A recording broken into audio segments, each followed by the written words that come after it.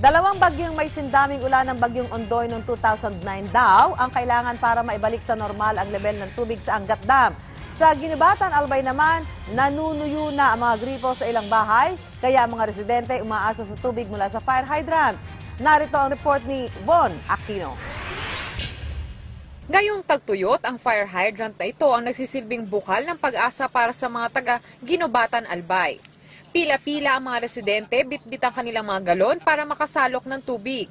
Ang ilan sa kanila dumayo pa mula sa ibang barangay.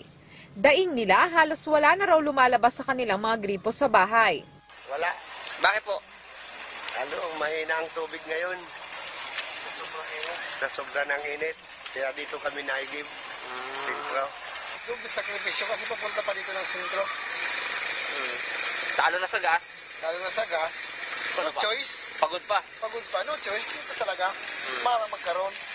Kung dati puro perwisyo lang ang dulot ng mga bagyo, ngayon mukhang ito pa raw ang kailangan. Para dumami ang tubig sa Angat Dam na ngayon naglalaro sa 179 meters. Mas mababa sa critical level nito 180 meters. Ayon kay Rodolfo Herman, General Manager ng Angat River Hydroelectric Power Plant, dalawang bagyo raw na may sindaming ulang hatid ng bagyong Ondoy ang kailangan para magbalik sa normal ang level ng tubig sa Angat. Ang bagyong Ondoy noong 2009 nagdala ng 425 mm na ulan sa loob lamang ng 24 na oras. Ang 341 mm ng kabuuang volume na ito bumuhos sa loob lamang ng 5 oras, kaya mabilis na lubog sa maladagat na baha ang maraming lugar sa Metro Manila. Sa Cagayan de Oro City, nagsitaasa na ang presyo ng mga gulay dahil sa mainit na panahon. Ang bawang na dati ay 90 pesos lang kada kilo, ngayon 200 pesos na kada kilo.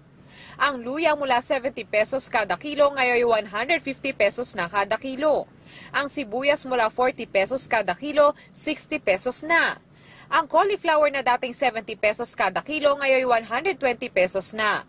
Tumaas naman ng 5 piso mula 20 pesos kada kilo ang talong. Para sa unang balita, Von Aquino reporting.